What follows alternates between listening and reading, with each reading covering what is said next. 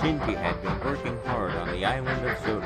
However, he only had 2 weeks left on the island as Thomas was finally back from the works.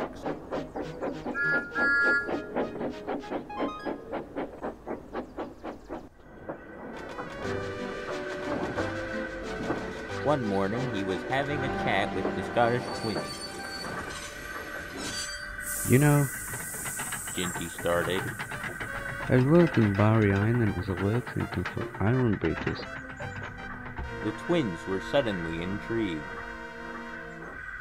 What kind of bridges did you repair? Yeah, and what's the work like? Well, I mainly work on iron bridges.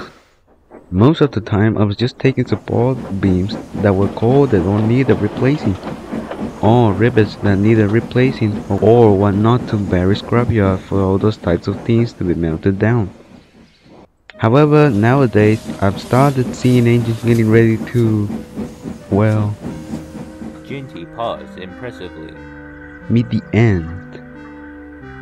Donald and Douglas understood what he meant. Anyway, at least there's a friendly chap there. His name is Lucas. He's one of the more nicer diesels on the mainland. I mean, seriously, it's almost gonna become a stereotype that diesels are evil forever, the way the actual bad diesels keep acting.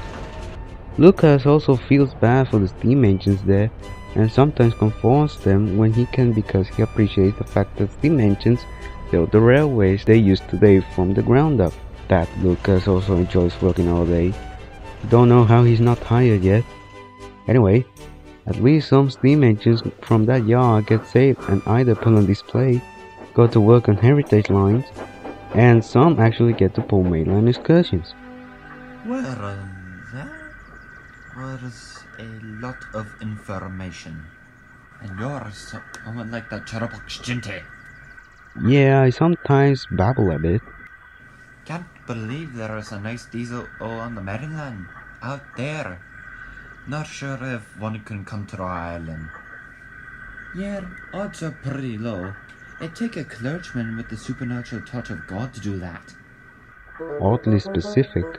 Ginty said after the very long and arduous conversation with the twins.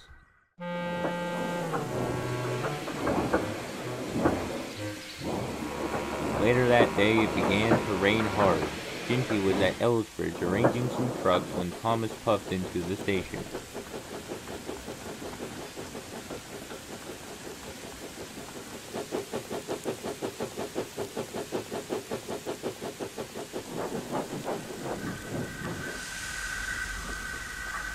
Oh my!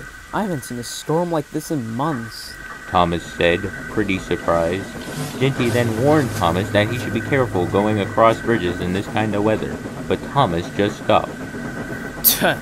Ginty, I've been on this branch line for years, and I've had no troubles with bridges in this type of weather.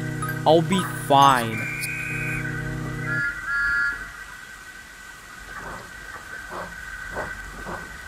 And Thomas puffed away, leaving a worried Ginty behind. Soon, Thomas was going across the bridge slowly due to having to go slow in this kind of weather for safety.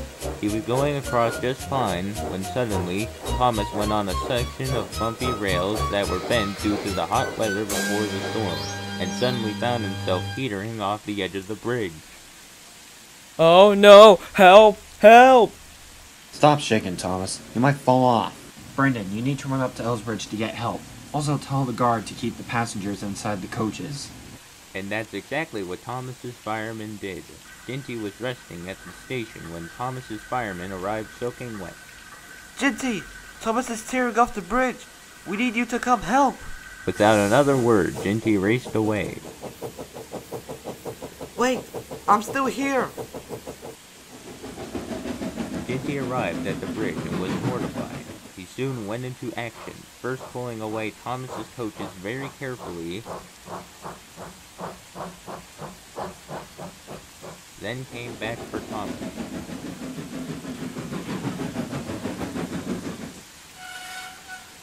Quick, driver.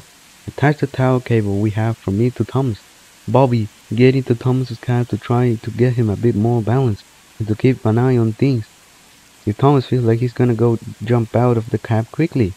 Ginty's crew quickly followed the orders, and soon Ginty started pulling Thomas. Quick, driver, dump the sand. Ginty's driver quickly poured out all the sand Ginty had in his sandboxes. Okay, now steady. Steady. Easy. Go, go, go.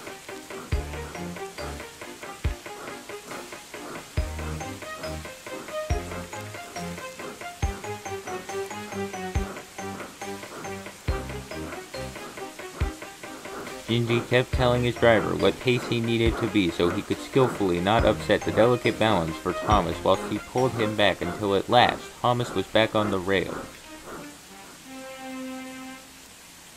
Oh. Hooray! Okay. Thank you, Ginty. I should have listened to you. It's alright.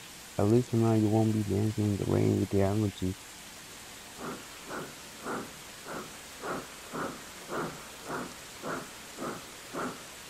Ginty hauled Thomas back to Elsbridge. Both were most unscathed. However, Ginty needed his sandboxes refilled after using all of it to save Thomas. The Fat Controller arrived to the yard. Ginty, I'm very proud of you for saving Thomas from another trip to the works. Thank you very much. No problem, sir. Ginty said, and the Fat Controller turned and strolled away. 2 weeks later, it was time for Ginty to leave. All the engines were sad that Ginty had to leave. Don't worry, said Ginty. I'll probably be back one day. Just wait and see. Afterwards, Ginty left to a chorus of whistles by the engines.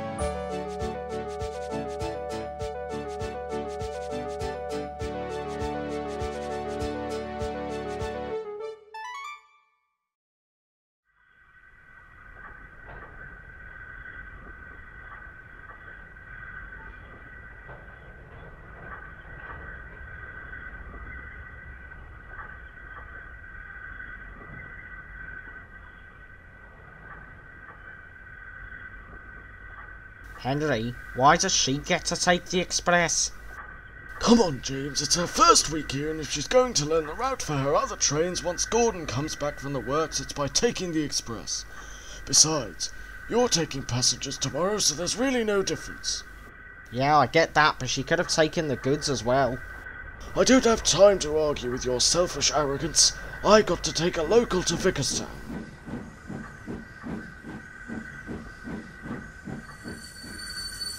Come on, James. We gotta take a slow goods to Waysworth and then take the clay trucks back to Tidmouth. Oh,